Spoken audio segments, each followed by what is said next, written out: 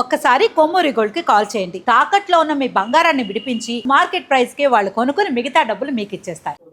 Hi, welcome to మనం TV. మన కోసం అత్తాకోడల మధ్య అండర్స్టాండింగ్ పాలిటిక్స్ నడుస్తున్నాయన్న ఆరోపణలో నిజమెంత? అక్కడ గ్రామాల్లో సత్తా చాటిన కాంగ్రెస్ పట్టణానికి వచ్చేసరికి మరి ఎందుకు చతికిలడిపోయింది? లోపం ఎక్కడ జరిగింది? తేడా ఎక్కడ కొట్టింది? ఎవరి కళ్ళల్లో ఆనందం కోసం ఎవరి త్యాగాలు చేశారు? ఏ నియోజకవర్గంలో ఉందా పరిస్థితి? ఏంటా కదా?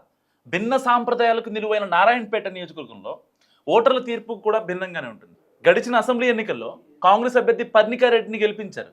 కానీ లోక్సభ ఎలక్షన్స్లో బీజేపీ అభ్యర్థి డీకే అరుణకు లీడ్ ఇచ్చి గెలుపులో కీలకమయ్యారు. ఇక గల్లీపోరైనా సర్పంచ్ ఎన్నికలైనా కాంగ్రెస్ మద్దతుదారులకు ఎక్కువ సంఖ్యలో గెలిపించి మున్సిపల్కు వచ్చేసరికి కమలం గుర్తుగా చేకొట్టారు.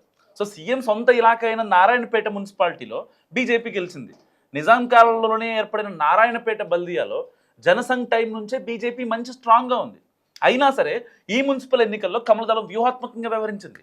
అభ్యర్థుల ఎంపిక మొదలు ఎక్స్ అఫీషియో ఓటుతో చైర్మన్ ఎన్నిక అయ్యే వరకు ఎంపీ డీకే అరుణ స్పెషల్ ఫోకస్ పెట్టారు. అక్కడ సింపుల్గా ఉగ్గాని బజ్జీతో ఎన్నికలు జరిగిపోయే నారాయణపేటలో ఈసారి వామ్మో ఇంత కాస్ట్లీ ఎన్నికల్ని మేమెప్పుడు చూడలేదన్నట్టుగా ఖర్చు పెట్టినట్టు సమాచారం. ఇదిలా ఉంటే అభ్యర్థుల ఎంపికలో పొరపాట్లు మొదటి నుంచి పార్టీలో ఉన్న వారిని కాదని ఎన్నికల ముందు చేరిన వారికి మాజీ వైస్ చైర్మన్ నారాయణ భార్యను చైర్మన్ అభ్యర్థిగా ప్రకటించడం లాంటివి కాంగ్రెస్కు మైనస్ అయ్యాయి.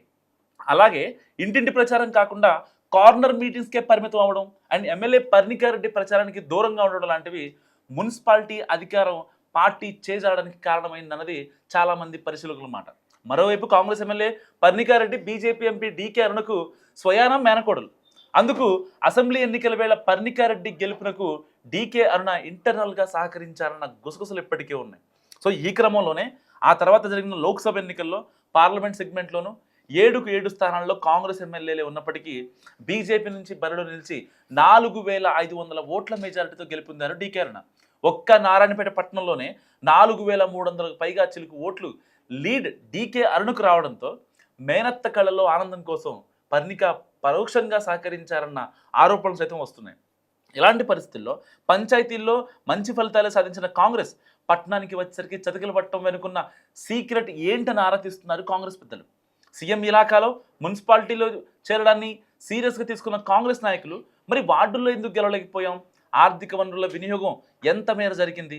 ఫలితాల తరువాత మ్యాజిక్ ఫిగర్కు చేరుకునేందుకు వ్యూహాత్మకంగా ఎందుకు ఆపరేట్ చేయలేకపోయాం లాంటి అంశాలపై పోస్ట్ మార్టం చేస్తున్నారు. ఇప్పుడు మొత్తం మీద నారాయణపేట మున్సిపాలిటీలో అండర్స్టాండింగ్ పాలిటిక్స్తో ఎవరికి మేలు జరిగిందన్న విశ్లేషణలు పెరుగుతున్నాయి. మరి అత్తాకోడల మధ్య నిజంగానే అండర్స్టాండింగ్ పాలిటిక్స్ జరిగాయా?